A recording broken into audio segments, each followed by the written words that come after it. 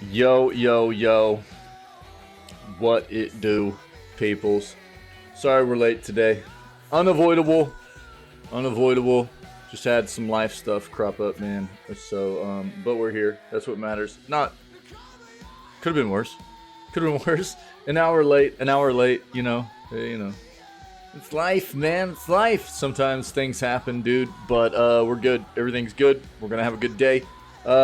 We've got Remnant 2, big boss fight to keep trying, dude. We'll see where we get with that. And we've got some Evo this afternoon. More Street Fighter 6 Evo action, man. So that ought to be fun. We'll watch some more of that. And that's the plan for today, man. We got video gaming news. We're about to pop off here for August 5th, yeah. And we'll see what's going on in the industry. And then we'll get into the gaming antics and hop into some watching some nice Evo Street Fighter stuff, baby. Hope you guys are doing good. Hope your weekend's going well so far. Let's go ahead and dive in here and see what's going on for our video gaming news segment for today. All right, let's go. Let's go ahead and kill this music for now. All right.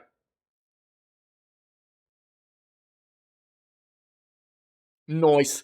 Devolver Digital will proudly delay a bunch of games in its next showcase. What? Okay. Uh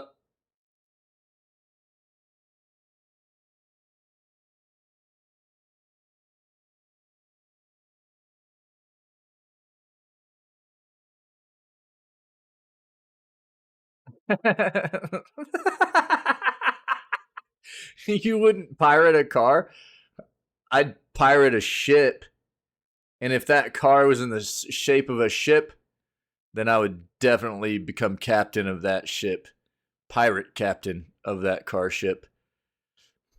I don't know. We're going down a rabbit hole right now. Let's keep to video gaming news. What's up, dude? You talking about what I just put in Discord? Isn't that wild, dude? Did you see that? Isn't that crazy? Yeah. Isn't that funny, dude? That's wild. Yo, so check this out. So I saw something this morning and I threw it in Discord real quick. It's pretty wild. Um, there's actually a couple of things. We got a new member in the Discord. Sick, dude. Everybody say what's up to Stig. Uh yeah, yeah. So I found this article on Imager, dude. And it's about it's from Tom's Hardware. Unpatchable AMD chip flaw unlocks paid Tesla feature upgrades. Sorry, Elon, but this appears to be unpatchable. We'll touch on it real quick. It's pretty funny though. I saw it and I was like, "Oh, that's pretty funny." Yo, and just in case anybody's looking for a GPU upgrade, I put this in our Discord as well. But just in case anybody's looking for a GPU upgrade, this GPU here from AMD is only $14,740 right now. No big deal. All right, if you're looking for a GPU upgrade, $14,740, 44% off, guys. 44% off. Get wrecked, 4000 series NVIDIA cards. You know what I mean? God dang, dude. Yo, Lunico, what's up, buddy? How you doing, man? Jeebus, bro. Hey, we'll hit on this real quick, dude. I mean, just because it's tech stuff, you know what I mean? But what's up? What's up? Pinky, how you doing, buddy? Happy Saturday.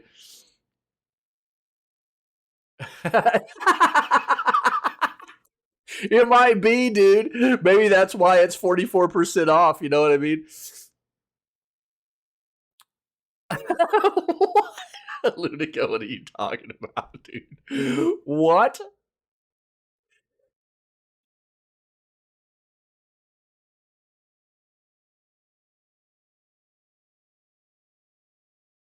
Jeez, dude.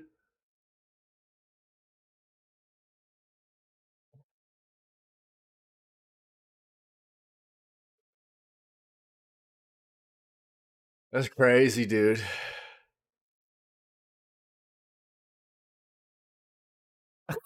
Yeah, I think maybe it is the wrong person. I have no idea what you're talking about, brother.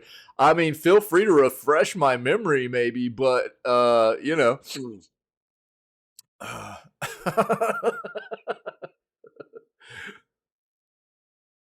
Yo, Pinky, I'm guessing you've been playing Baldur's Gate 3, right? Even though you're not supposed to be yet, but you are, right? But you're not supposed to be, but you are, right?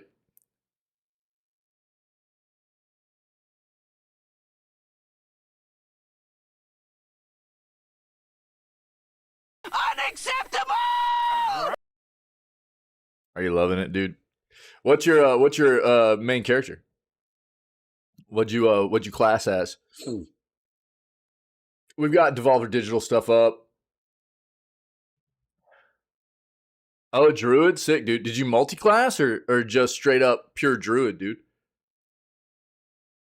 I don't think you're like you probably don't have a ton of hours in it yet, right? Pretty good so far. Yeah, a lot people are loving it, dude. We'll look at it again today. We should have Metacritic scores up for it. Let's go ahead and just pull. I'll go ahead and pull a tab up real quick. Uh,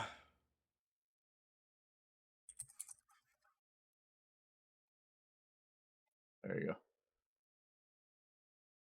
Pure Druid at the moment. Oh, okay. Yeah, nice. All right, cool.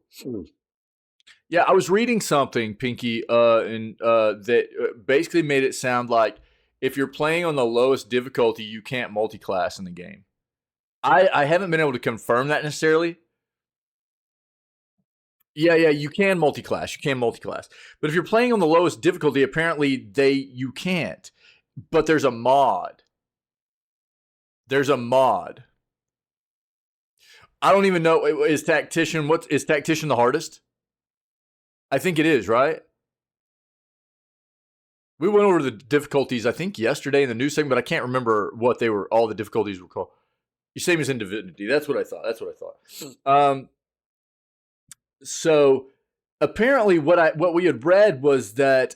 So we'll take a look at the reviews and everything, and we'll look at Steam reviews and stuff too.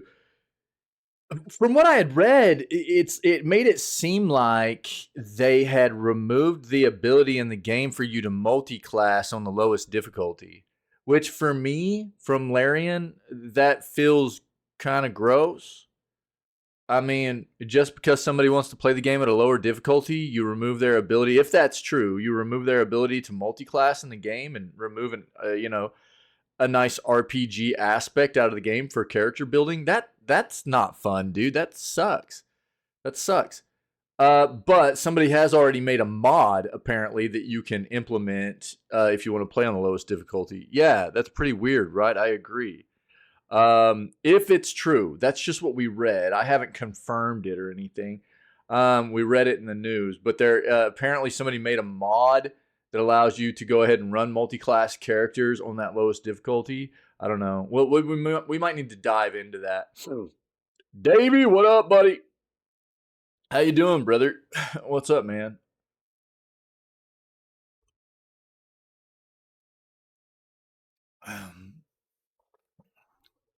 Oh, you're starting God of War today? Nice, Alunico, bro. Enjoy that. That's a great game, dude. Great game.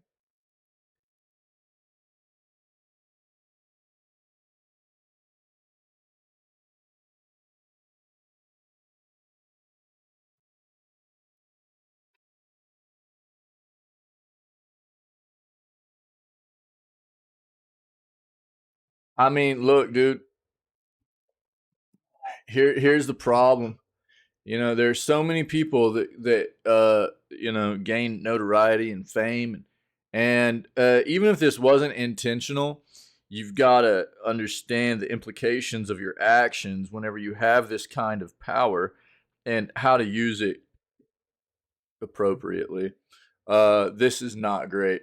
This is not a good look. Even if it wasn't intentional, you've got to understand what your presence does and how to, and some people don't care, unfortunately, but this is not good, dude.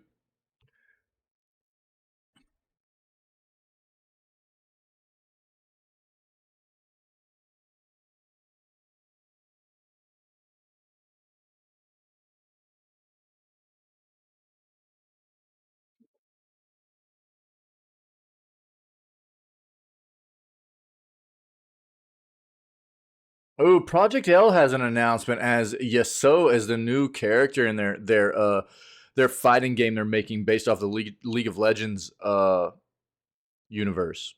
Let's take a look at that. We talked about all the Prime Gaming stuff. I'm not diving into that. Look at yesterday's news segment if you need more info.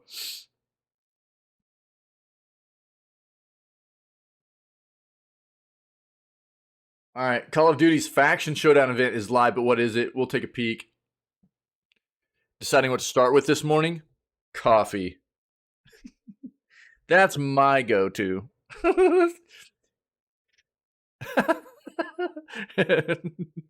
Just saw a tooltip that if you charm a person to get dialogue bonuses on higher difficulties, they might accuse you of it. Oh, really, bro? I've already seen just some like wild things that like it just in reviews and stuff. People were like beat beat an NPC to death to loot their body, rezzed them, and then convinced them that it was a hero in the game, so that they think the hero's evil or something. It was like, holy crap, dude! The game's wild, dog. Like I can't wait for it, dude. November, it can't come quick enough. You know what I mean? I just got too much other stuff playing right now. It's super nuts, dude.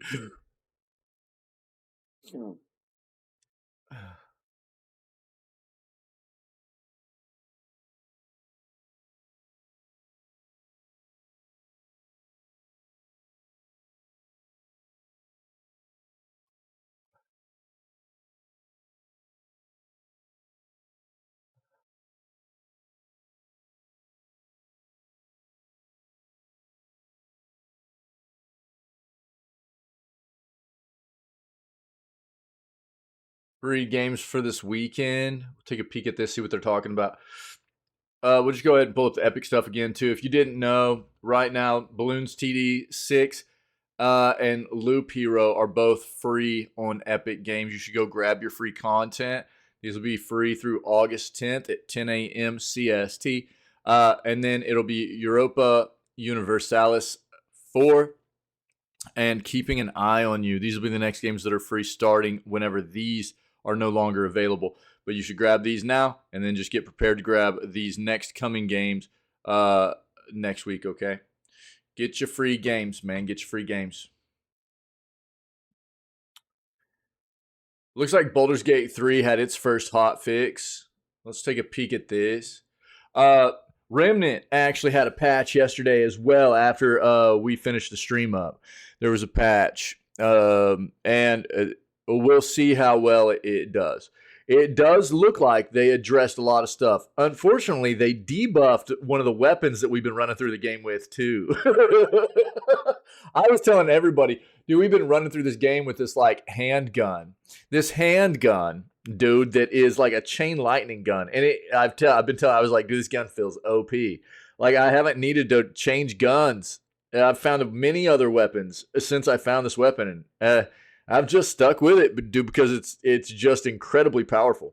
But they debuffed it hard yesterday. It looks like so. We'll see how it feels today, but we'll probably end up switching weapons now.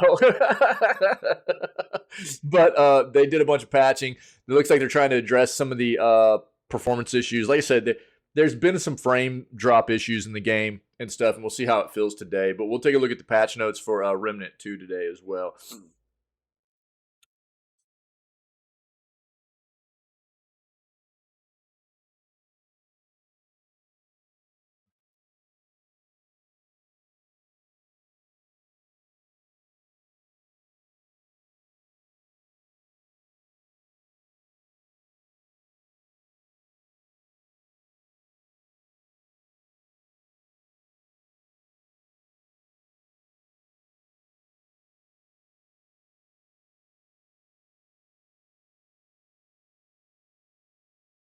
New breed of samurai battle enters the PC gaming world. We might have already seen this. Let's read about this real quick and then we'll pull it up and take a look at it.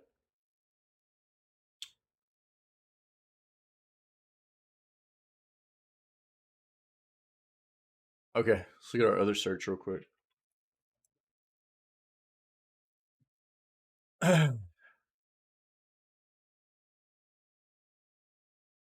I saw, I saw a wild clip too.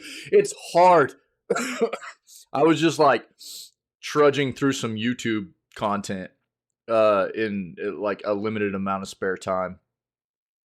I came across a clip and it ended up being Baldur's Gate 3, and it was just like a real quick clip of somebody like getting through a roll check, a stat check, a roll check, and demolishing a squirrel.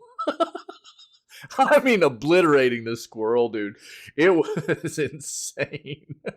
They kicked it, and they just obliterated the squirrel, dude. It was so wild. Like the party members got pissed. It was so crazy, dude.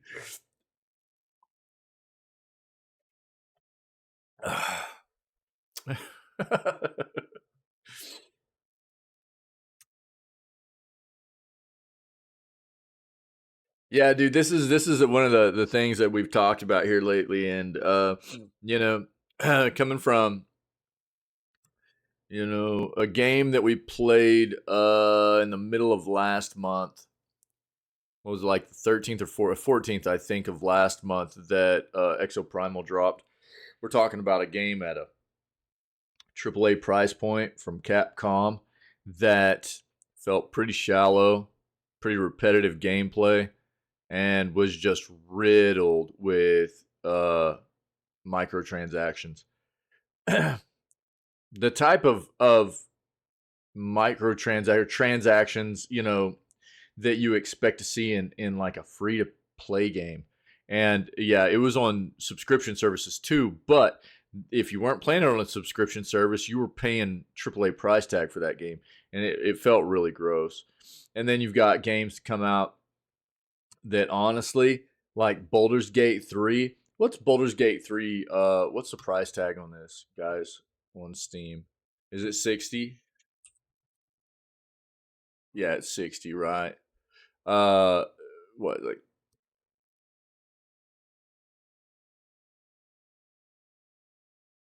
I'm willing to bet you can probably get this game for a little bit of a discount on some other sites.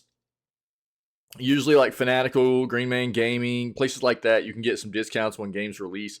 It'll still be a Steam key and everything, but um you're talking about a game that you're going to get way more playtime, replayability out of for the same price tag, and you don't have to deal with the microtransactions. That's such a huge thing, dude, and I can't applaud Larian enough for developing a game. Oh, early access was 40. Oh, nice, dude. Yeah, yeah, that's cool. That is cool. Um, I can't applaud them enough for not putting any kind of transactions in the game. It's just you get what you pay for. And look, I mean, Remnant 2 is the same way. It's a game. How many hours do I have in Remnant 2 right now? And dude, yeah, Remnant 2 has a little bit of some frame drop issues right now that need to be sorted out. But other than that, this game, I've played 53 hours in it right now, and this game's a banger, dude. I love it. It's a lot of fun. It's a lot of fun, dude. And no microtransactions in this game either. So these two games, and Remnant was a buy-in price of, I think I paid just over $40 for this. So I don't know. There's something to be said for sure, man.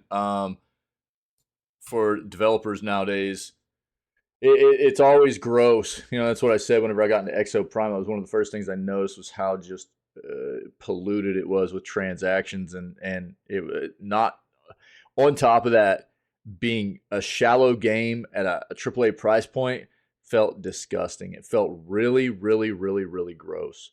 So it's refreshing to have a couple of really nice games come out right now from developers that don't feel that way.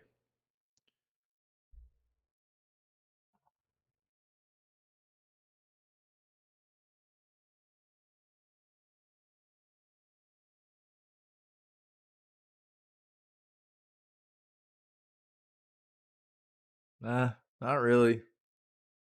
I mean, they. I said this initially with Exoprimal too.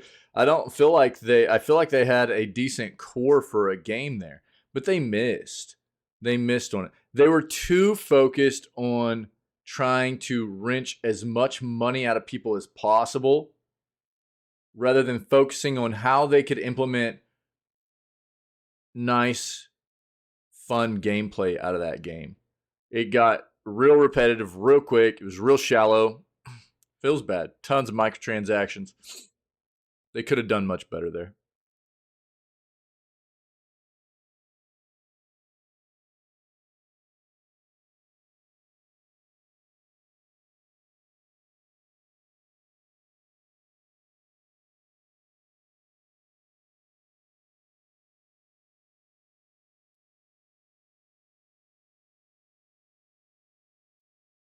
We hit on this a while back.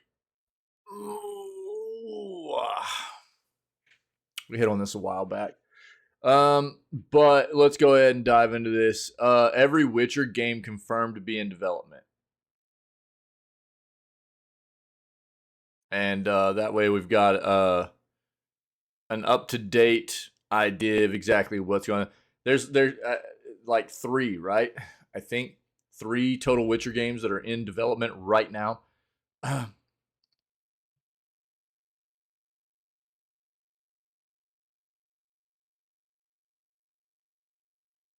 What would a master mode in Zelda Tears of the Kingdom be like? What would or what will? Let's be real clear here. Nintendo is absolutely going to be pushing out DLC for this game. They're going to do the same thing they did for Breath of the Wild, and they're going to gatekeep Master Mode behind either finishing the game first or buying the DLC. Tears of the Kingdom will have Master Mode, and it's going to be gate kept, and it's gross.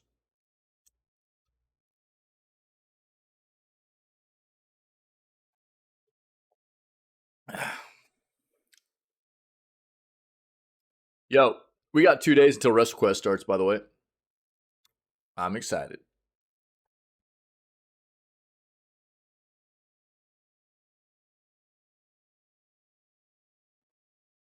Okay. So this article says Switch 2 needs to be as powerful as its competitors.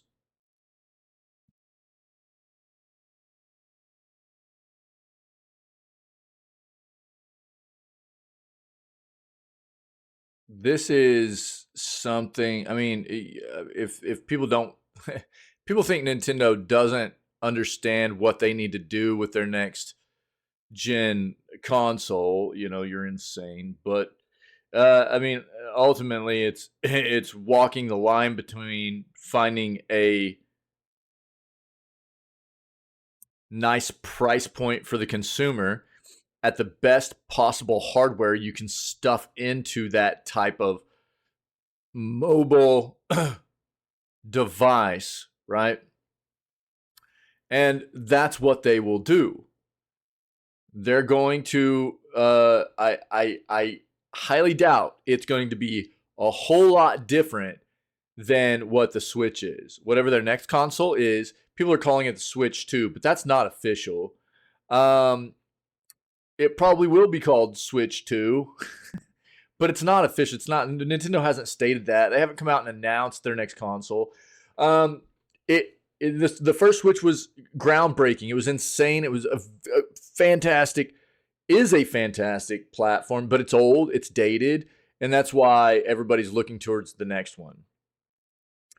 But with these handheld devices, we've seen how drastically different they can be over the past couple to few years, just between take the PC, the main PC gaming handhelds right now, right? And like the Steam Deck and the Asus ROG Ally. We're talking about 2 different devices, and the Steam Deck has 3 different tiers or models, right? And they vary from anywhere around a $400 price tag to a $600 above a $600 price tag. And Then you talk about Asus ROG Ally, which is very, very modern hardware, but you're going to pay for it. You're talking about a $900 to a $1,000 price tag US dollars, right? And if anybody thinks that Nintendo is going to be trying to push out a console that you're going to have to pay $1,000 for, you're out of your mind. There's no way. They know that the consumer isn't going to want to pay that. That's what's been the hurdle for a lot of people into getting into PC gaming for such a long time is people feel like they need to pay that much when you really don't. You really don't. I mean, to get into PC gaming, you don't need to spend that much, but people have quite often felt like you need to. So what Nintendo's going to be looking to do is probably find a price point somewhere around $500 to $600 at the best possible hardware they can at that price point to still make a little bit of money. Because let's be fair, most of their money is going to be made off software, probably not just that hardware. But they don't want to be losing money either. So it'll be trying to find a balance between the best possible hardware they can push at a decent price point for consumers, that people will feel like they can still buy into it at a reasonable price, right? The environment in Remnant from the Ashes is pretty cool. Yeah, further in the game than I've ever been since. Oh, cool, Davey. Nice, dude. Yo, dude. Yeah, I'm loving Remnant too, dude. It's a banger, man. It's a lot of fun. And dude, I agree. I feel like the game looks great. The environment's awesome. We actually just unlocked a. I found like a secret kind of new archetype yesterday, which was really wild. I'll show you guys whenever I play the game today. I haven't started trying to level it yet because I'm in this really tough boss fight, and I don't want to run a low level archetype right now. But I'll probably try to level it later on, and we'll see what we get out of it. It looks really cool. It's pretty wild. I'm glad you're liking it, man. And to be fair, dude, honestly, I mean, I've been saying this for a little bit now. I think that Microsoft really needs to start pushing out something moving forward closer to what the Switch is. I don't think they need to be doing modern, like or like traditional consoles anymore. It just doesn't fit their profile as well. With all their services and everything they have, I think that a mobile device fits their profile much better than a traditional console does. I think that Microsoft, if they're not seriously considering, or even also at this point, at some in some process of at least developing a prototype to look at potentially moving forward in a mobile device that plays a dual role of docking and playing as a traditional console as well, just like the Switch is and the Steam Deck is. I think that they're missing here because it just plays too well for their platform and their services and everything.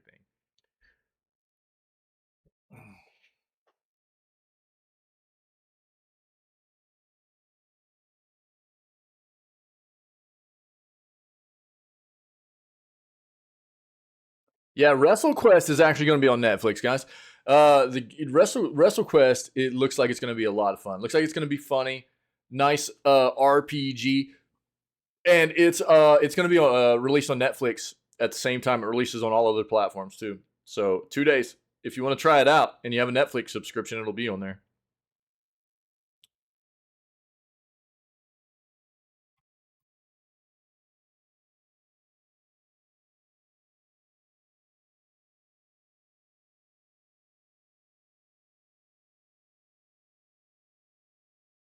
Wait, what?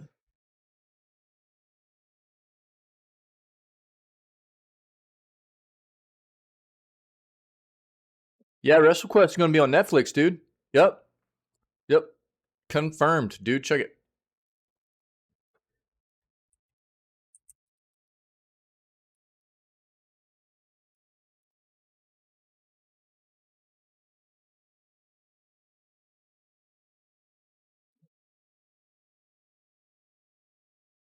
Boom. Right here. Be on Netflix, dude.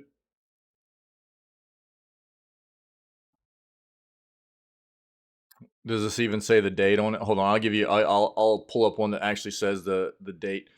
Do.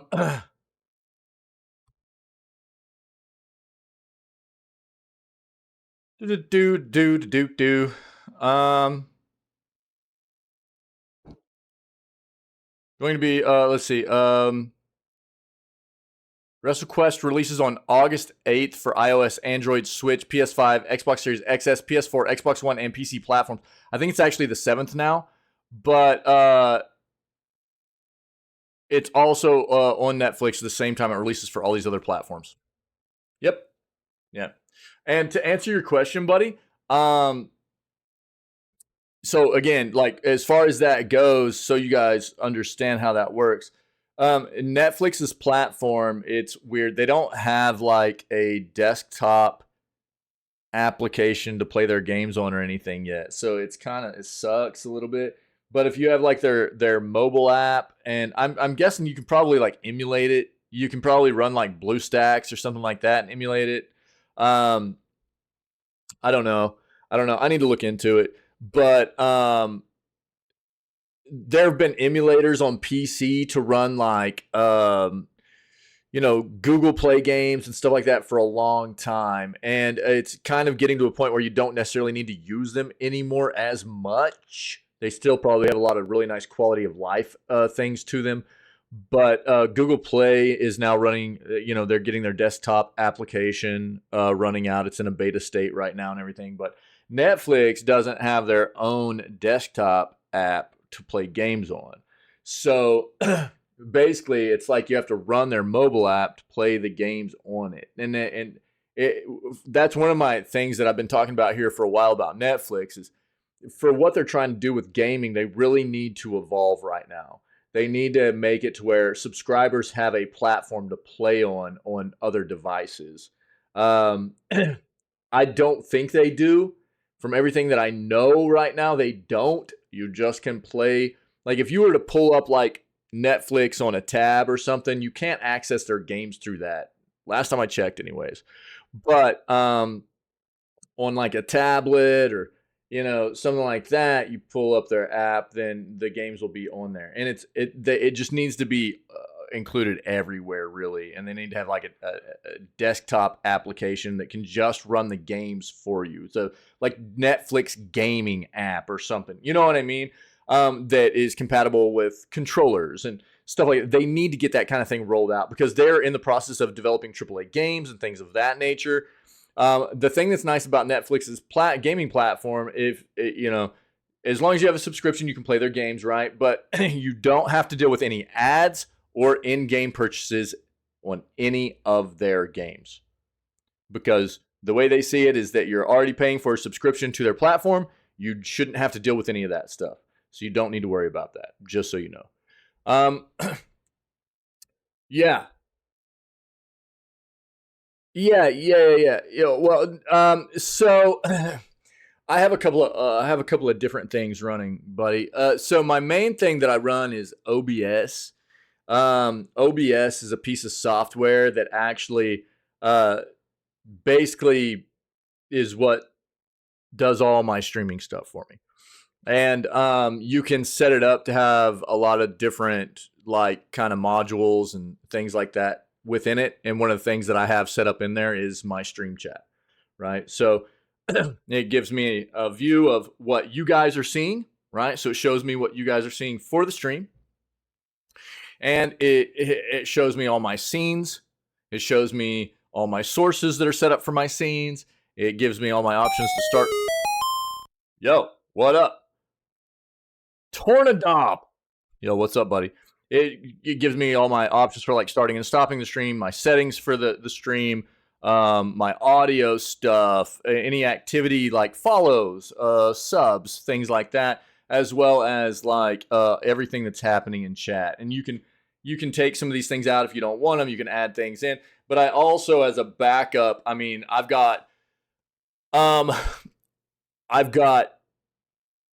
it's different for a broadcaster. Like I'm not watching my stream on Twitch. I'm basically like Mission failed. We'll get him next time. Thanks, buddy. Tornado HB, dude. Why did I read that so weird? Tornado HB, yeah. Mission failed, dude. Tornado HB, dude. My bad. God dang, dude. Not enough coffee, brother. Sorry. Thanks for the follow. Mission was failed. I speak English. I just can't read. Ugh, man, I read that totally off. What's up, buddy? Happy Saturday. So there's different ways in which I can see chat. The main one I use is just watching OBS. That's about the best I can answer it, buddy. But I do have like backups and everything. So if like maybe one of my applications that I use is gets a bit wonky on me or something, I can pull one of the other ones up. I do have a browser open, but it's not like the way you see the stream through chat or through Twitch. It's basically what's called like Stream Manager. And it gives me some different options. It lets me see chat, shows me some activity. It gives me a stream preview, but I always have it turned off because I don't want it to use resources and stuff, you know, things of that nature. Hopefully that answers, dude.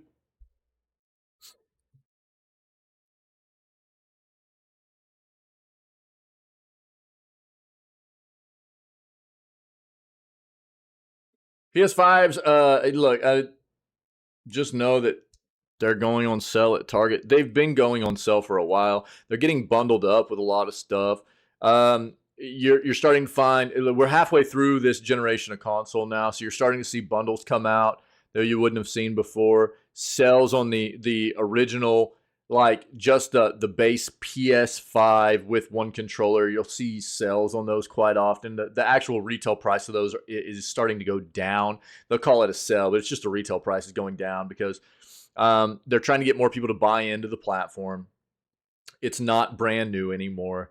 You're seeing bundles come out like with the PS5. You'll see bundles where you get 2 years of PS Plus now, stuff like that, or 2 controllers and maybe a game, things of that nature, for the price point of what you normally or used to would have paid for just the base console and one controller.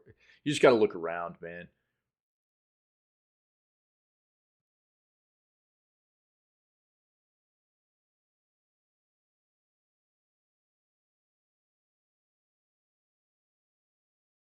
This got announced. We saw this yesterday.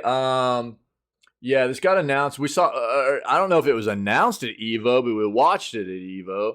We saw the commercial for it, and they kind of showed it off at Evo yesterday. That might have been where during the ongoing Evo Championship Series. Yeah, that's so we might have seen this like actually live yesterday. I didn't know if it had been announced before that or not, but we'll take a peek at it real quick.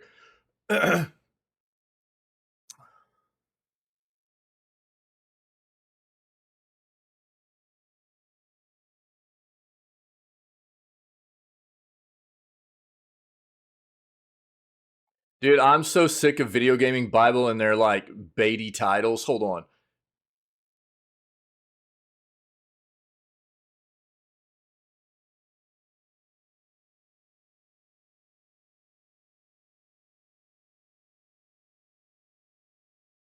All right. All right, we'll take a look at that. Looks like it might actually be legit off of Steam. They do some really baity titles on this clickbait titles on this site, man. But we'll take a peek at it. We've got the Project L stuff up. All right, let's dive into these articles, man. Let's dive into these. I probably won't cover, like, I'll do a real quick skim of the Remnant 2 patch notes.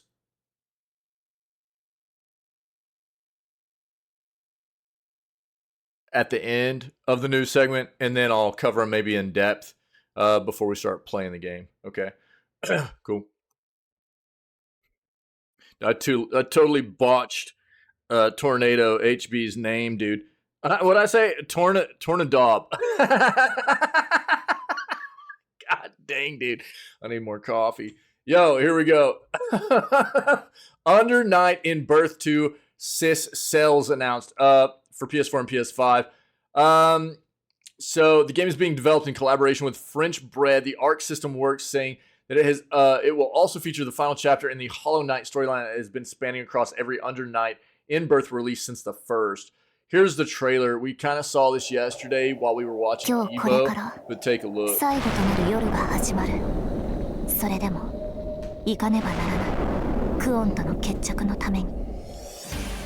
じゃあ行くとしようか。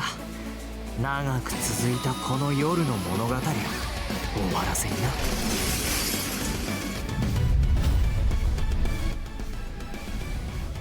アンダーナイトインバース2。怖いのか？安心してくれ。俺は絶対に負けたりしねえよ。ようやくこの時が来た。正真正銘 No, 最後の夜がな。Oh, it's automatically doing English. My bad. My bad. 今宵だけは私の答えのためにこの剣を振り I'm ます。 excited to watch some more Street Fighter 6 Evo stuff today, man. 私はオートノミックナーブ、バティスタ、人ではないもの。俺は俺のなすべきことをなす。それだけだ。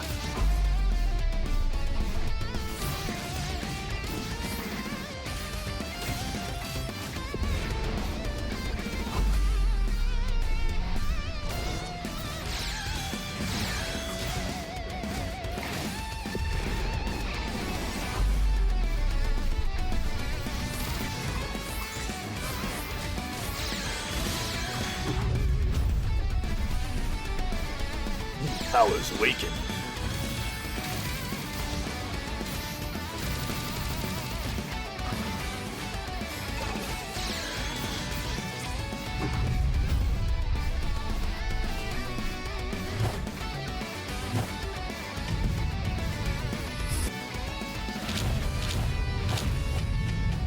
Under Night Inverse 2 Sister Ceres 待ちわびたよこの時を。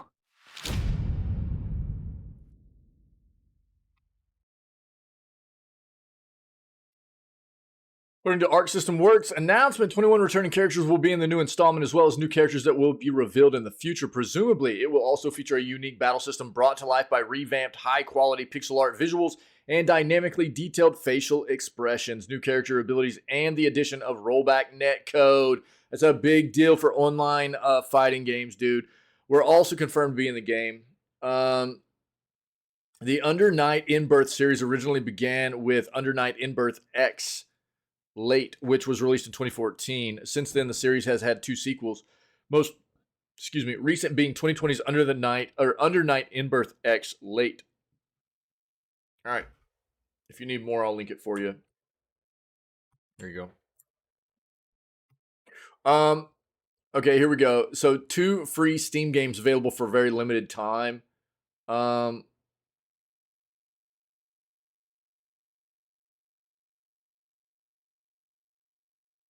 Yeah, we kind of already hit on this, I think. So 2K WWE 2K23 is apparently free on Steam right now for like this weekend, maybe.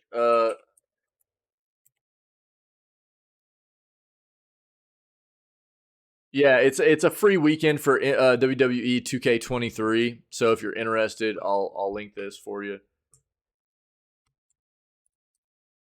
on Steam. There you go.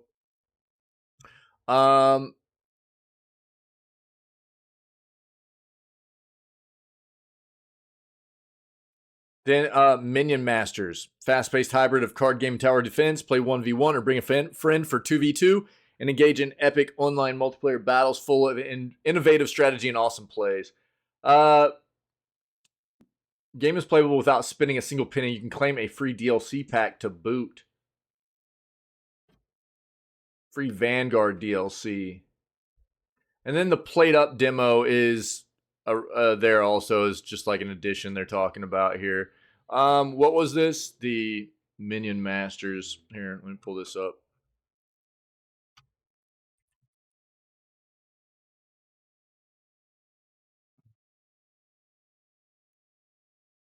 So Minion Masters, all right, you take a look at this. It looks like it's actually decently reviewed. Over 61,000 reviews, 91% positive, right? And then it's got DLC. The Vanguard DLC is free right now, guys. So you can just grab the DLC for free. So I don't know. Maybe take a look, see what you think. You have that game? Yo, this DLC is free right now, man. Here, I'll link both of them for you. Here's the game itself. There's the game itself. Did you play it? Have you played it? Do you just have it, or have you played it?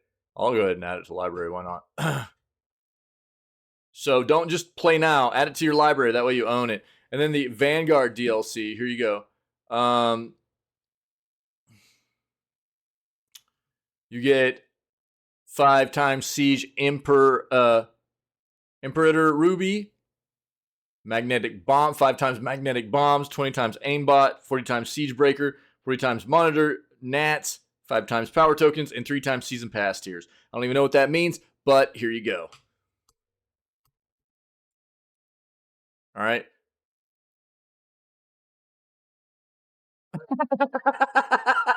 Right on, dude. Well, there's the so you can add that to your account too. Boom.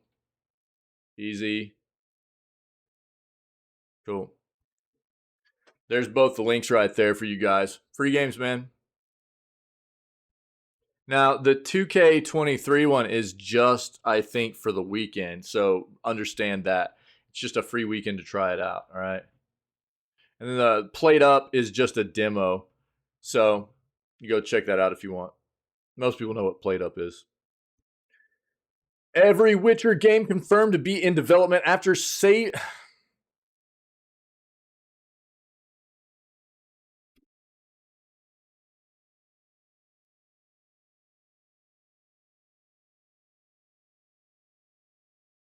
I don't even like that term being used. After saving Cyberpunk 2077, CD Projekt Red is returning to The Witcher in full force, with 3 games currently confirmed to be in development. And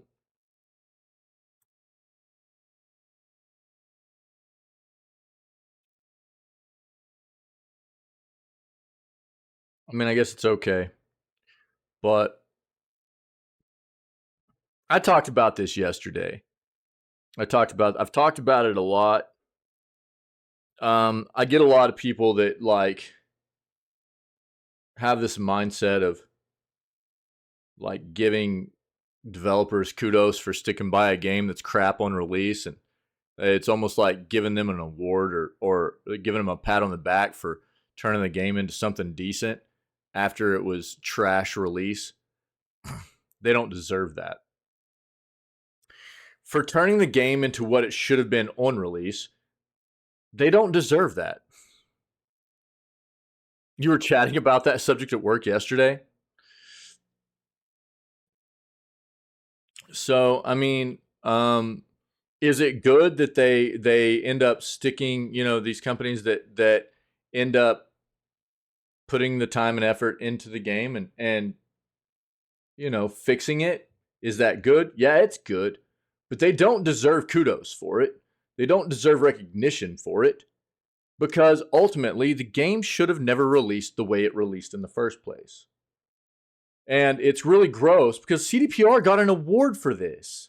They got an award for fixing Cyberpunk, basically, for spending so much time when they were up against all these other games and developers for the amount of time and effort and work put into a game after launch is basically what this award was for.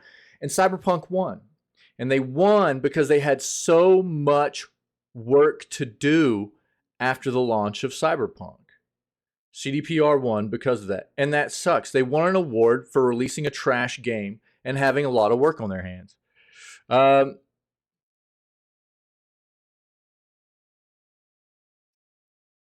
And it's gross. And I think that,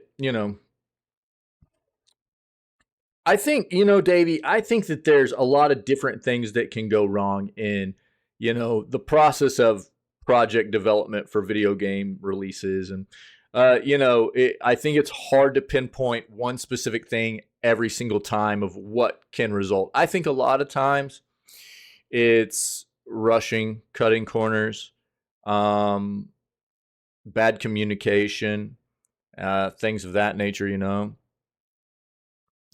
Yeah, I think that's part of it too, especially when you're talking about a developer that's also not the publisher.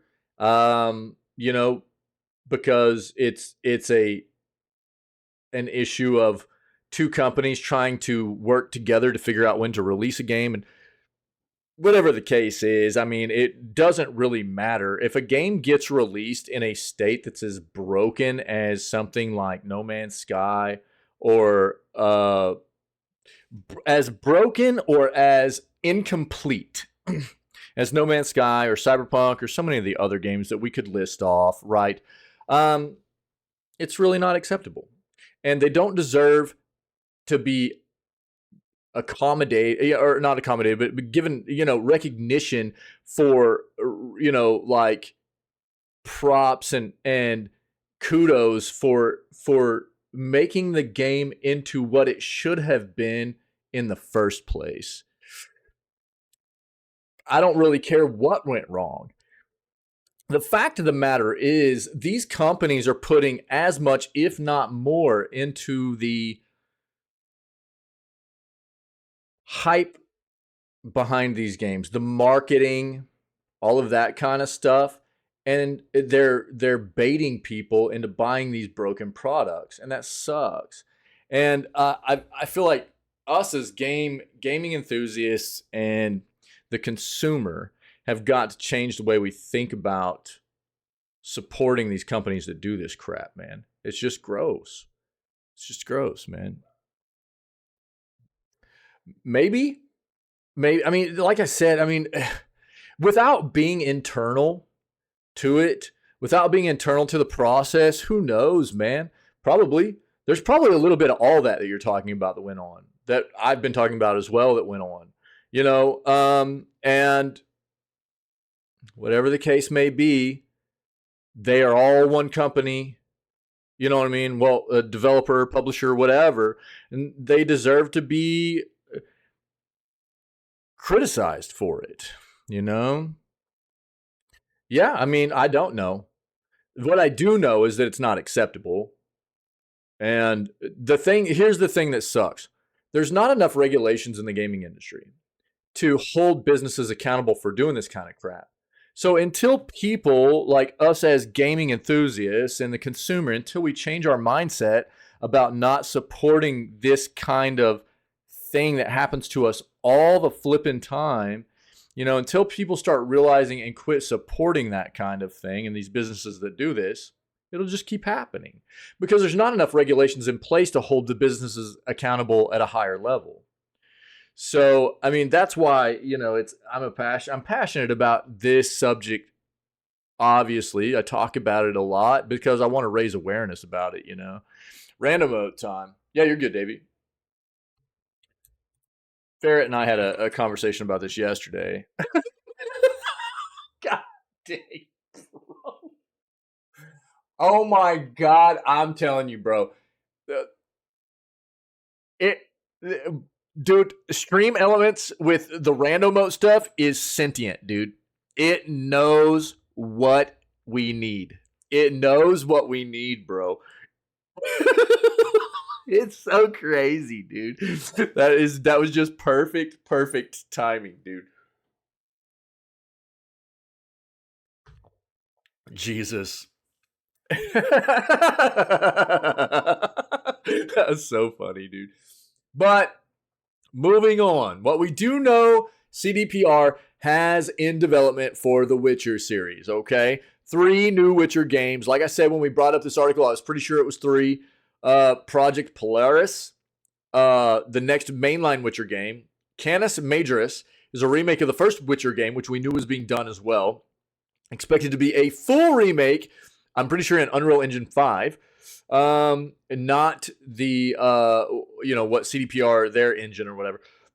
And Project Sirius, a multiplayer Witcher game, had development restarted, but is now back on track with a new framework. Um,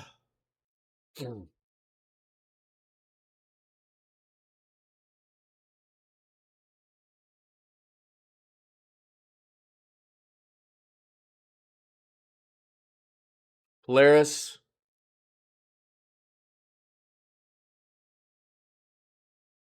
Polaris is the next mainline game in the series.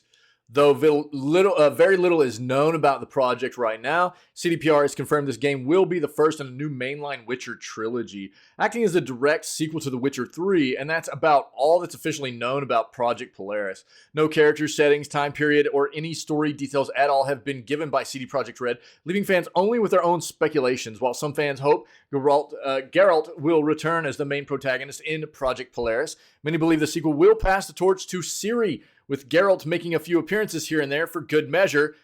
Probably played by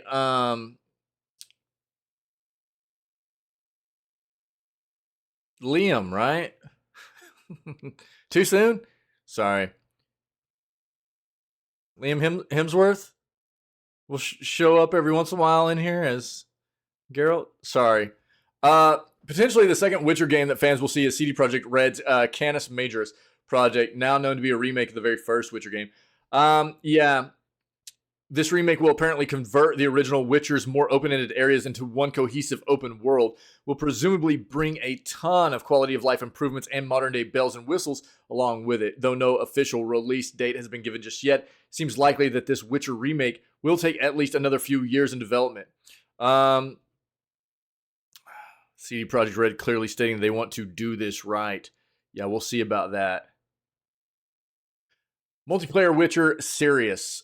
Being developed by the Molasses Flood, Project Sirius will apparently be a multiplayer Witcher game. While the exact nature of Sirius's multiplayer gameplay is unknown, the game will apparently let players enjoy its story mode in single player, along with various single player friendly side activities. This could end up being the last Witcher game on the list that fans get to see, as back in March of this year, it's believed that development on the game was restarted from scratch, as evidenced by CD Projekt Red filing an impairment charge to drop its assets.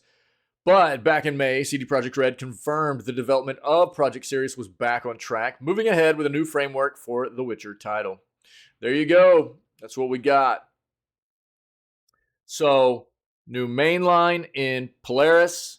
We've got remake of the first Witcher and a multiplayer Witcher game. All right, that's what's coming. For all you Witcher heads out there. Project L. Dude, I haven't seen anything on Project L in a little while. Riot Games' fighting game based on League of Legends announces Yasuo as the next character.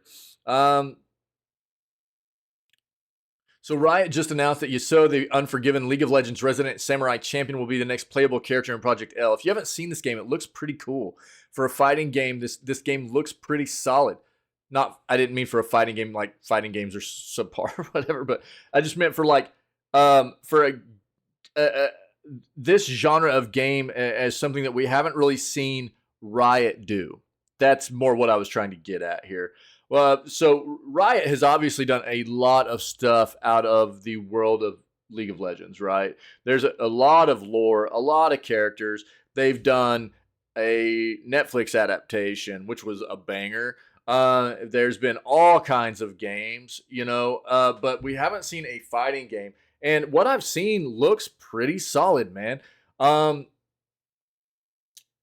reveal was made through a surprise trailer uploaded just in time to let everyone know that he'll be one of the 4 characters in the demo present at the EVO Championship Series 2023, better known as EVO, that is currently happening right now. We watched the first, a little bit of the first day of Street Fighter 6 at EVO yesterday. We're going to watch more of it today. It pops off in about 3.5 hours, so we're going to do a little bit of Remnant 2 today.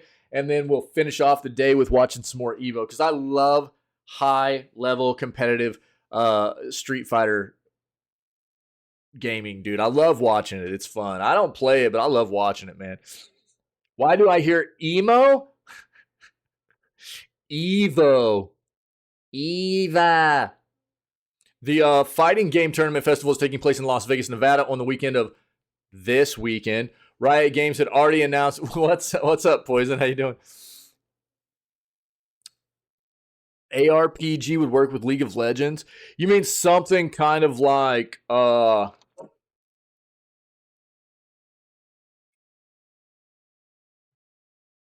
Like a dungeon crawling ARPG or something more along the lines of something like God of War. Like third person. What are we talking here? I mean, yeah, I mean, they have some other RPG-esque kind of games out. I don't know if they've done a real... I think they've done more turn-based stuff. You've been better. I'm sorry, Poison. What's going on? Well, I mean, if you want to divulge. I'm sorry. That sucks to hear. I hope it gets better. I don't know that they've done like an action RPG stuff. I think they've done more turn-based RPG stuff. Can anybody confirm that? I'm not real big on the League of Legends world of games or anything. I just know little bits and pieces. Riot had already announced that they were bringing Project L to the event for fans to get their hands on, but since the game is still a long way from being complete, the demo only has 4 characters. Devs had previously revealed Darius, Echo, and Ari for the demo, and now the roster is complete with just so for now. Check it out, guys.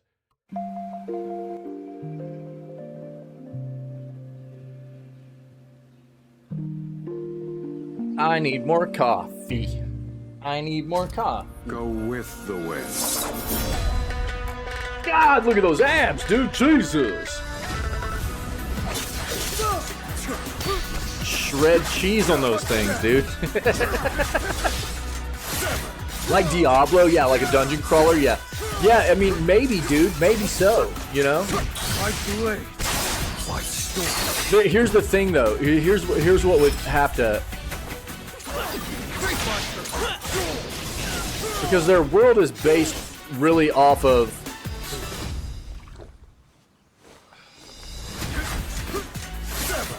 these individual characters and their lore and stuff.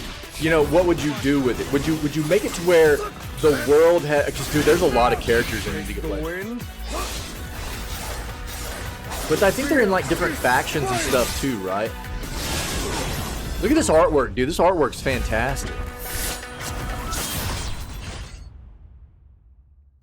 Hey everyone, Alex here from the Champs team. Just saying, we'll talk about it, Dave. Just just saying, okay. Of our Evo That's kind of what I roster, was thinking you were some talking of which about. you've seen in previous updates.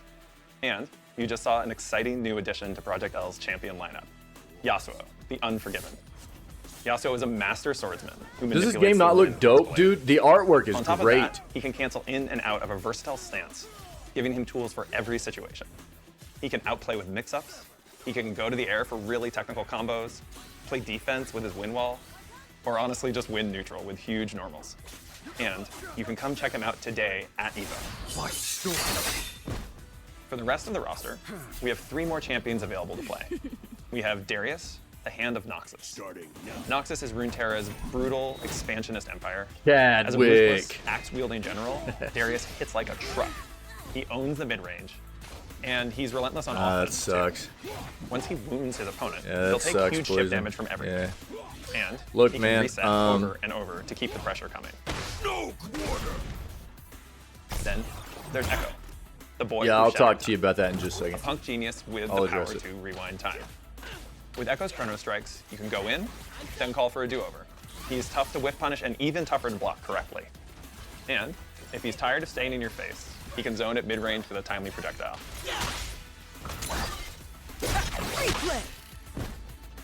Finally, there's Ari, the nine-tailed fox, a mage who can channel the magic of the spirit realm. Ari is a rushdown terror who controls the air and attacks from all angles. She has a unique resource, Foxfire, which she can blast to extend her pressure, giving her high Ari's lows and left spicy. rights for days. With meter, things get really open-ended.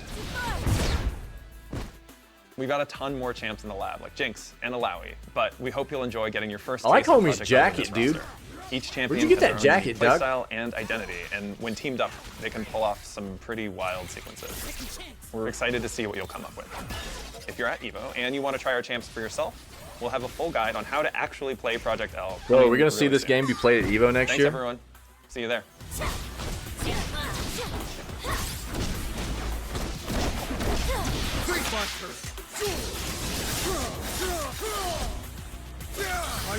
Combo breaker. Sorry. Jesus, dude, did you see that combo? What? Give me your heart.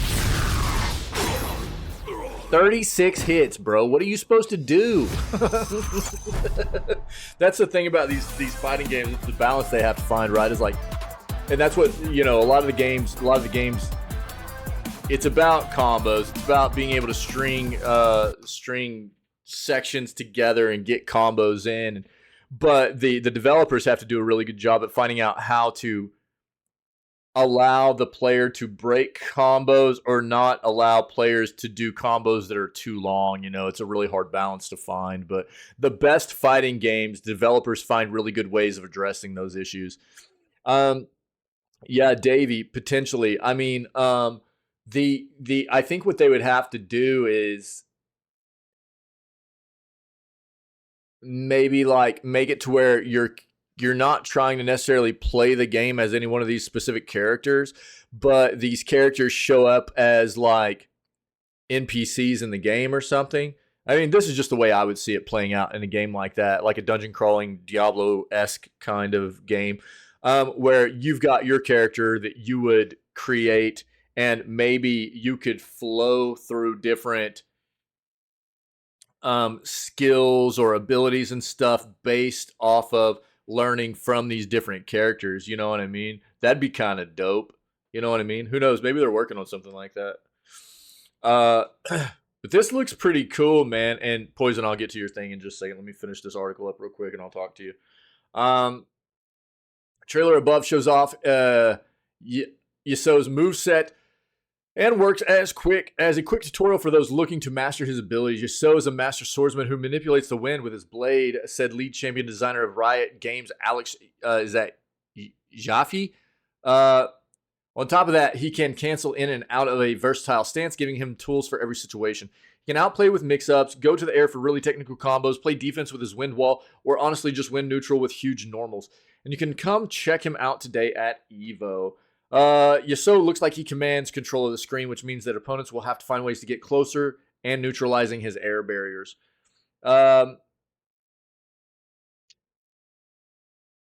Main mode on Riot Games' experiment sees two teams of 2 players fighting simultaneously, which calls for a more chaotic nature. Everything's still under development here. They've got another trailer you can watch. There's no timetable for this release yet that I know of, and they haven't put one on here either, but take a look if you're interested, if you want to see more out of it, that other trailer and everything. So Poison, yeah, I mean, as with life, I think the only thing, if this is my opinion on that situation, if you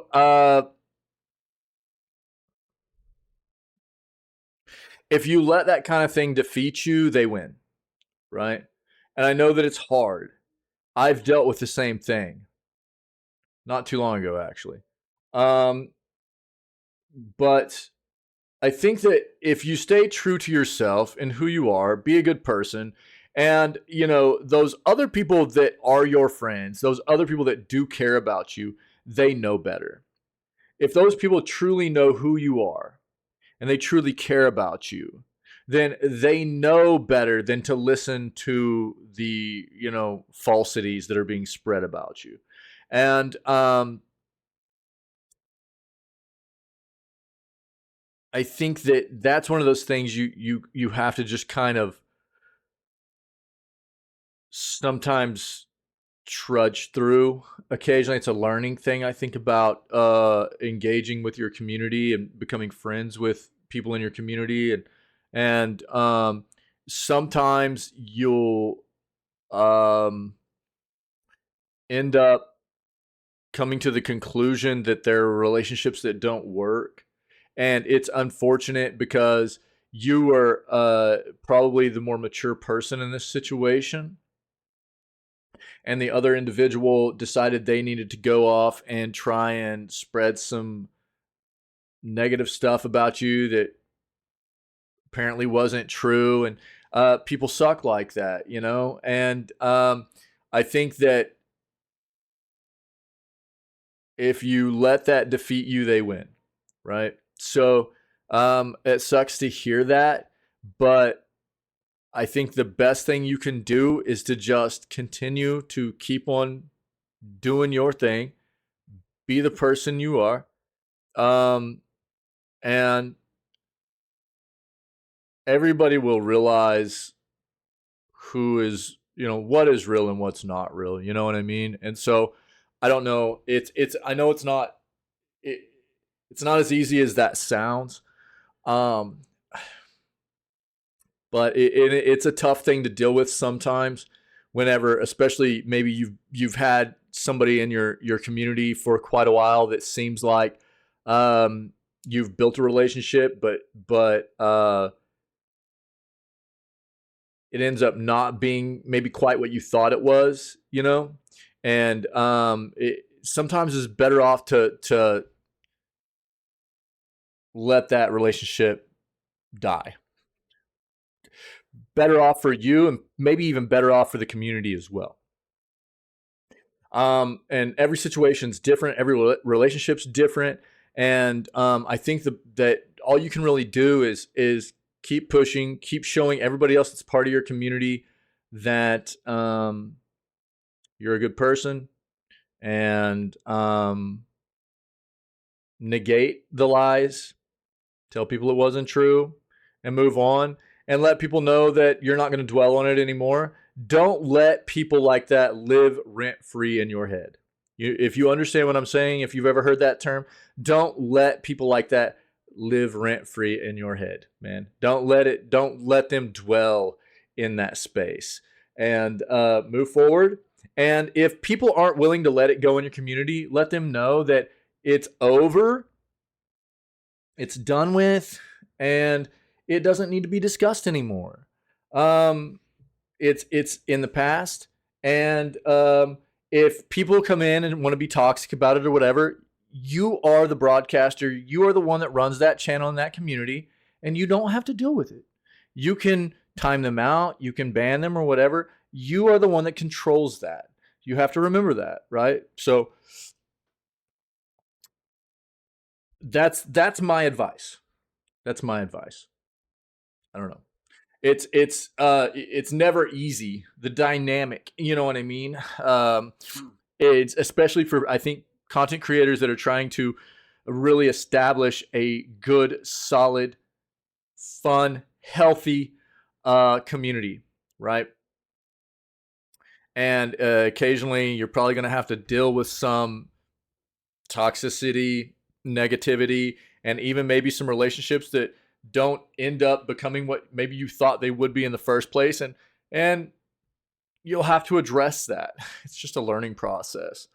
But if you just don't let them win, man. Just don't let them win. Call of Duty's Faction Showdown event is live, but what is it? From August 4th, which is yesterday, to August 16th, players across both Modern Warfare 2, I'm sorry to hear you're dealing with that, but I mean, that's the best advice I can give, From August 4th to August 16th, players across both Modern Warfare 2 and Warzone can take part in the Faction Showdown event. This is a limited time feature that sees players pick a faction and fight for it. It's that simple. It's a community-wide event, so the outcome of the entire thing is hinged on the engagement of the players themselves. There are prizes for everyone involved, but ultimately the faction that secures the highest number of kills will receive an exclusive bonus reward. Bizarrely, players are free to switch between the factions as many times as they like, meaning that yes, you can unlock all the rewards for both sides, but at the same time, the winning team bit becomes a little moot. As if you're smart, you'll switch to the winning side just before the event ends. Yeah, what the crap? Here are the rewards that you can pick up, and a guide that tells you how to actually unlock them while the Faction Showdown is live. Task Force 141, 50 operator kills emblem, 10 long shot kills with battle rifles loading screen, 48 ADS kills with assault rifles vehicle skin, 3 kills with melee weapons charm, executive one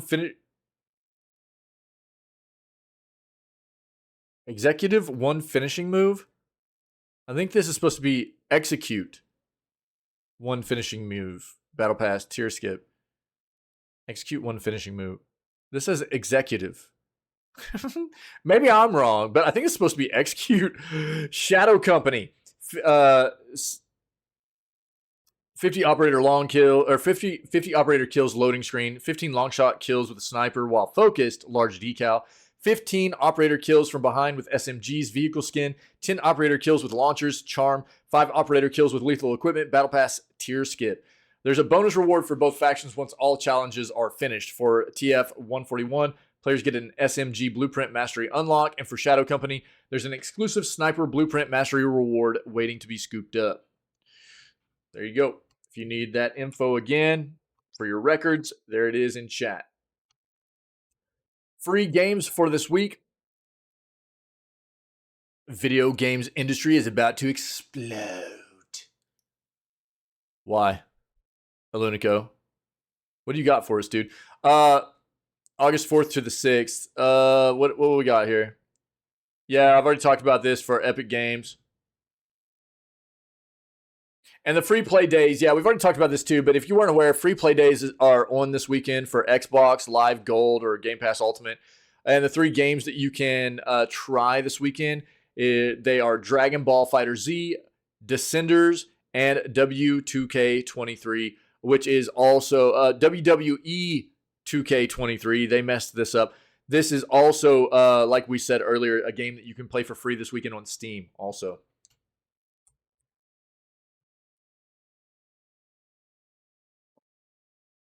Baldur's Gate 3 first hotfix released. Fix is tons of bugs and issues. All right.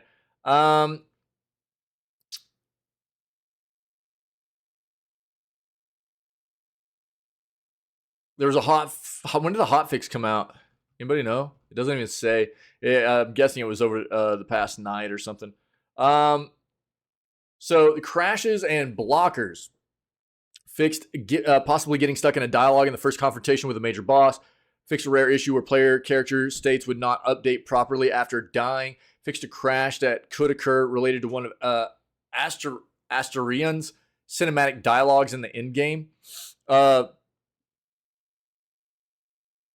Fixed a crash that could occur when loading an old save game while at last light.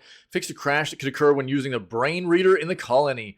Fixed an issue that could cause you to get stuck in a loading screen while loading a save game after dying. Fixed a blocker during character creation, preventing you from progressing if you choose a Azariel Tiefling as your guardian. Fixed a potential crash triggered by the light system. Added an error message to prevent crashes being caused by mods when starting the game. Disabled Larian account cross saves temporarily to solve an issue blocking loads and saves. Steam cross saves are unaffected. Fixed a startup crash with the Steam API. Dude, this is actually insanely long. I'll finish reading the main fixes here.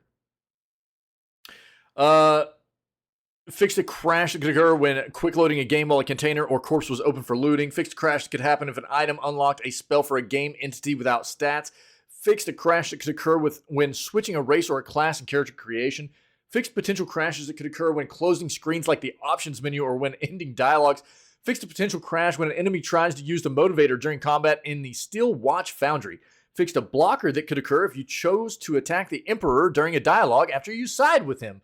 Wait, that's awesome. Fixed a crash in PhysX. There's multiplayer fixes, gameplay fixes, UI fixes, audio fixes, engine fixes, cinematic fixes. Oh, I'm out of breath. You can read the rest for yourself. I went over the main ones. What do we got here? What are we talking about? Trying to make money instead of better stuff. Yeah, it's been going on for a while. I mean, I rant about this all the time. Not all of them. Yeah, I mean, there's still a few that do solid work, but there are a lot. I mean, this is the majority of my rantings are about that sentiment exactly, Alunico. Yeah. It's pretty maulding for me as somebody that's just passionate about gaming in the industry and everything. It tilts me out all the time. Yeah. Baldur's Gate 3, you can apparently do about just anything you flippin' want. Which is awesome. Yeah, I'm probably going to have to do like a really evil playthrough. Necromancer. For the win. They better have they do have a Necromancer. They do. I already read through all the classes and everything at one point before the game released. There's a lot of flipping classes too. A new breed of samurai battle enters the PC gaming world. What do we got here? Sklash. Yeah, I think we've seen this. A unique 2D samurai fighting game is now available on PC via Steam and GOG. Developed by Just for Games, Bevel Bakery, and Abiding Bridge, Sklash introduces a thrilling one-hit kill mechanic that adds an intense element to the gameplay. Players can engage in tension-packed samurai battles where landing a well-placed hit can determine the outcome of the fight. Game features beautifully hand-drawn samurais and exquisite painted settings, immersing players in epic duels. Strategic management of stamina and breath is essential for achieving victory. Sklash offers multiple characters, stages, and skins for players to choose from. There are 5 different characters, and players can engage in offline or online battles on any of the 16 stunning stages. As players progress, they can unlock over 50 unique skins for their samurais, allowing for a high level of character customization. In addition to its exciting gameplay, Sklash also incorporates a story mode, takes players on a journey through Japanese culture. Inspired by the clash between the Aki and Natsu clans, the game's narrative adds depth and context to the in-game battles. PC release of Sklash has received significant attention in the gaming community. Presence felt during the EVO event. Attendees had the opportunity to play the game and participate in a tournament with enticing prizes. It's on PC currently. Game is set to release on Switch, PlayStation, and Xbox later this year. Let's see it real quick. I think we already saw this. I think we might have seen it watching EVO yesterday, but check this out. This looks pretty wild.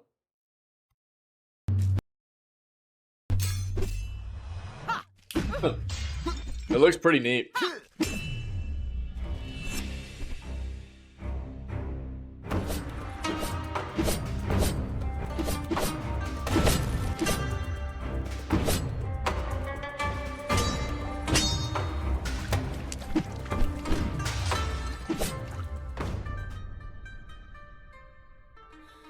Flipping beautiful.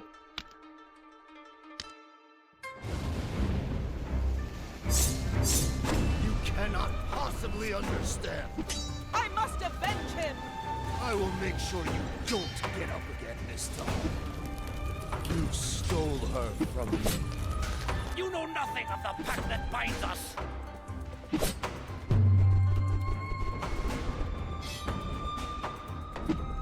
You can't survive my wrath!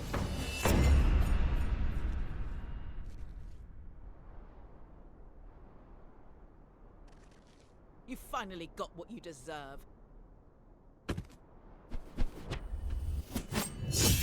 Flash. Cool. There you go. If you want the link, I'll link it for you guys. There you go.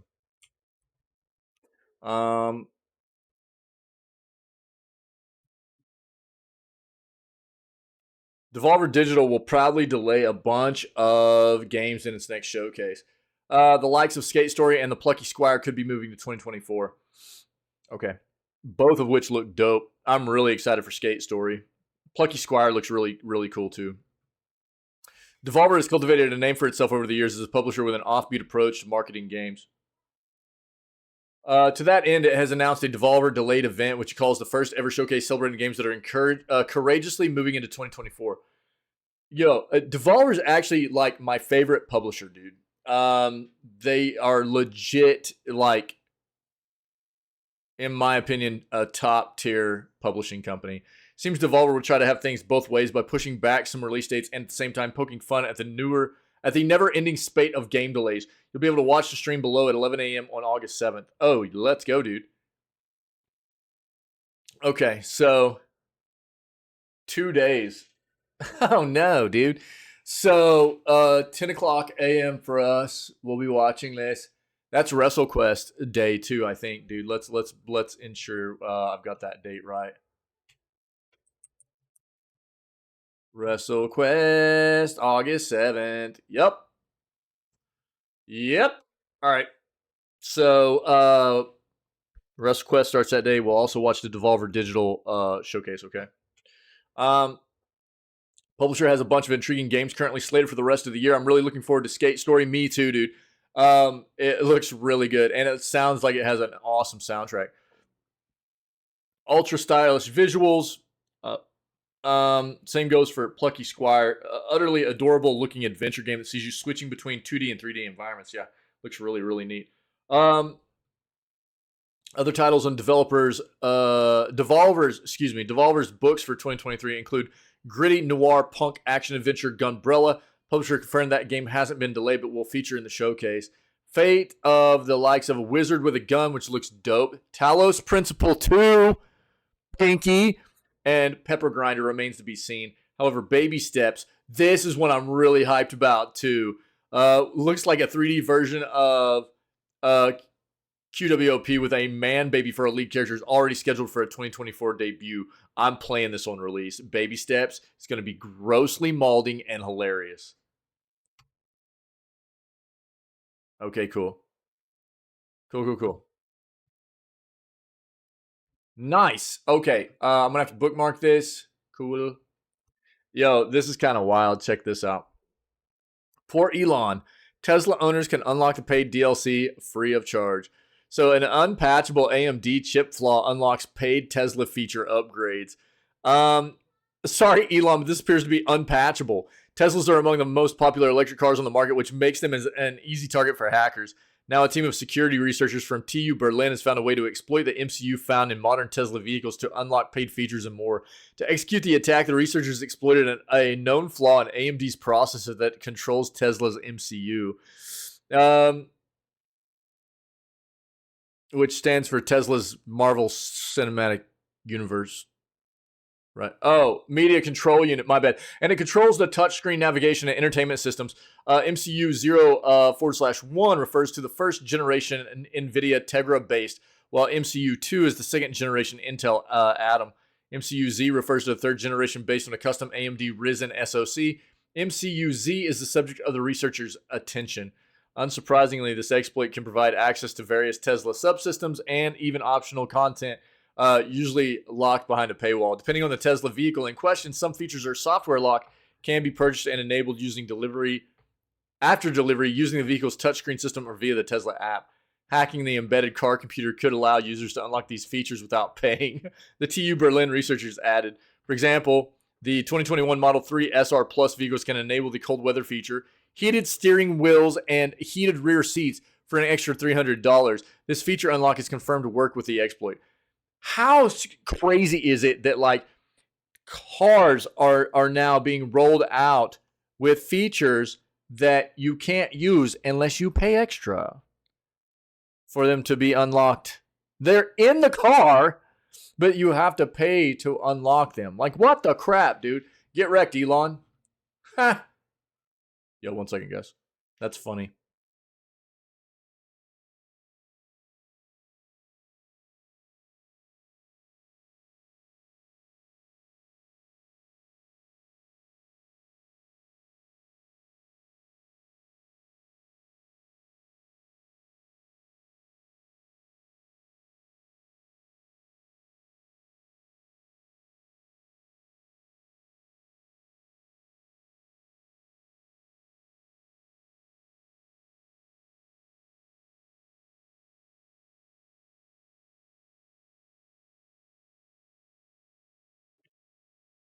All right.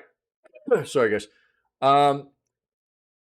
Last thing I'm kind of, well, no, okay. I'll bring up the, we'll look at the reviews real quick for Baldur's Gate 3 here and on Steam. And while we're on Steam, real quick, we'll pull up the patch notes for a patch came out for Remnant 2. We'll skim those real quick. We might dive into them a little bit deeper before we start playing the game, but we won't go into them too deep in the news segment here. If anybody has anything to add, go ahead and let me know in chat. We'll address it before we move on to gameplay stuff and then Evo later on, okay? That's not what I wanted. Baldur's Gate 3, baby, look at this. 94 Metascore and a 9.3 user score right now. We knew it was going to be high. Throw out the 10s. Throw out the 100s. Throw out the zeros. but we knew it was going to be high. Yeah, hold on. So I'll link the Metacritic site for you. Let's go pull up Steam real quick.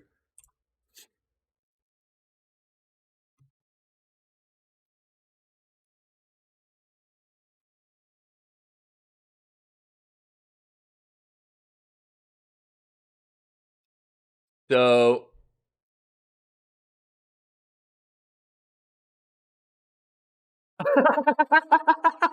nice, Davey.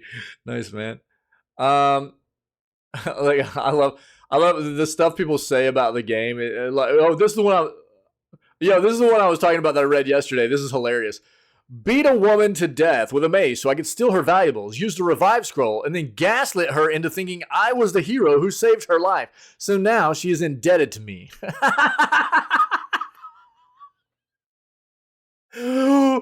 Legendary, dude. This is a legendary play in an RPG, dude. That's so great. I accidentally blew up a ladder leading to a locked chest, and my rogue couldn't jump high enough to get to it. My barbarian halfling jumped up there, grabbed the locked chest, threw it down to the rogue to unlock. That's normally the kind of thing I can only say after an actual tabletop session of an RPG. Can't wait to see what else Larian has up their sleeves. That's the kind of stuff that, dude, you want, right? That's sick, man. It doesn't mean that you're going to be able to just get everything done, but having the ability to be creative in getting things done the way you would in an actual like session of D&D or something like that is what you're looking for, man. Again, like we talked about before, no microtransactions, no battle pass, none of that crap, dude. Great play by Larian, dude.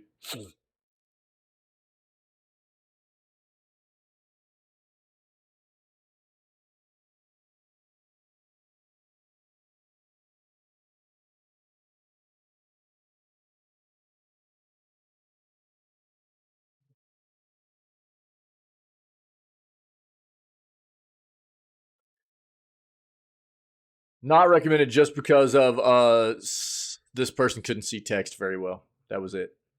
So I don't know. Yeah, the game's killing, dude. And we figured it would. You can see already just over the last 30 days.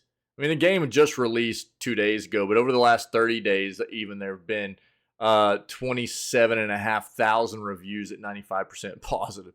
I can't wait to play it, dude. I'm not gonna be able to get to it until November. I got too much on my plate, man. But we will get it. We will get it. And we got community members playing, so we'll get an idea. No spoilers, but we'll get an idea of how good it is and everything, I'm sure. Even though some of them aren't supposed to be playing it yet. They were supposed to be playing with me in November. But I understand. No hard feelings. I'm not going to hold a grudge. Pinky.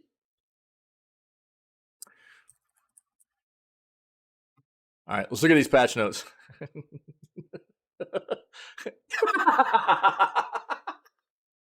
Yeah, what is psych, dude? Oh, he's on vacation right now, dude. He's on vacation. He's on vacation, dude. He's like in this window of switching jobs, dude. So he was like, I'm going on vacation, man. SMH. Yeah, I know. Yeah. He's been around here and there. Okay, so Remnant 2 had patches finally. So this game released on the 25th of July, right? And let's actually just go to my library.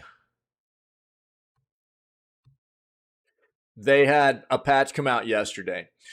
So what are we talking? Like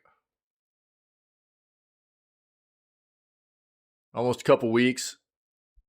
But you can see a lot of the stuff that they've kind of been addressing here.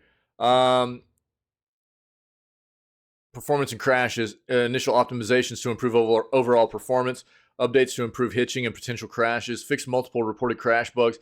I've only had 2 crashes so far in like over 50 hours played, so it's not terrible on that front. I had 2 crashes. For a game that just released, I mean, I had that many crashes in The Witcher 3 last year at this point. So, and that game had been out for 5 years. High detail shadows have been moved to a separate option and can be enabled in the options on PC. Quality of life stuff here, balancing.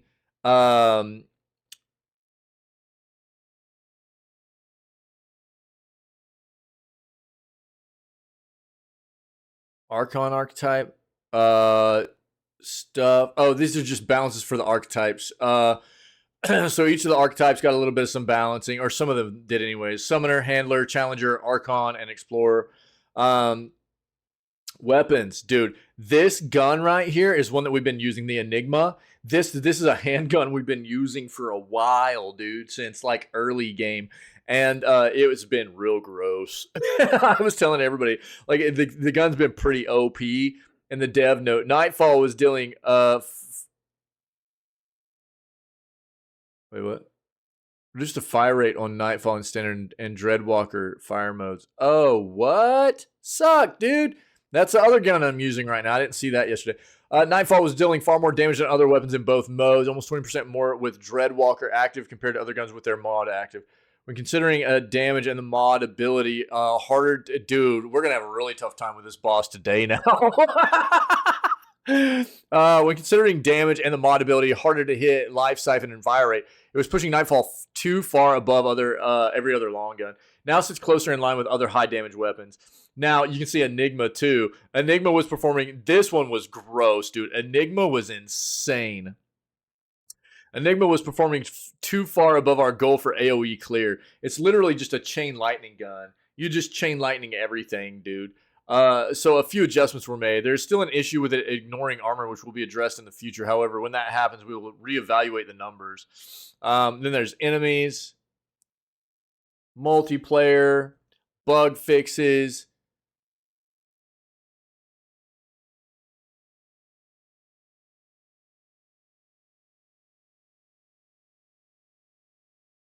Just all kinds of stuff, dude. So we'll see how the game does today. We'll see how the game does today.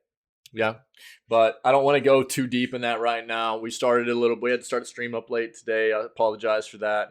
I don't want to take up too much time with the news segment. So we're only going to get about 2.5 hours of gameplay in before we go watch Evo. So we'll go ahead and just sum this up. Cool. Let's get some tunes going. Tell everybody thank you very much for being you, being the amazing people you are, being a part of what we do on the constant. You guys rock. I appreciate it very much. Happy flipping weekend and happy Saturday. We're going to go play some Remnant 2 and then get ready to watch some Street Fighter 6 Evo tournament play for lunch and the rest of the afternoon at around noontime CST. But if anybody has been getting to catch this content live today, the video gaming news segment, or maybe is checking it out later as a VOD. We've got all of our video gaming news segments, which are done at the beginning of every single stream. We've got all of our gameplay, funny, wild, crazy, malding, clips and highlights, all that stuff, man, on the Twitch channel and playlists and on the YouTube channel as well. So go check that content out if you're enjoying it. Come hang out with us, man. We go live at 6 a.m. CST. 6 days a week right now. No Wednesday streams currently, but we might get back to 7 days a week in the future. Right now, 6 days a week. No Wednesdays. Start at 6 a.m. We start with video gaming news, and then we go for roughly 8, 9, 10 hours. Depends on how I'm feeling. And we have a great time. So if you're enjoying the content, come hang out with myself, the rest of this amazing community. We got a lot of cool people here, and we're always looking for more awesome individuals to be a part of what we do. So other than that, man, you guys have a great rest of your day if you're not moving on to the gameplay with us, and we'll catch everybody tomorrow for more video gaming news on August 6th. All right.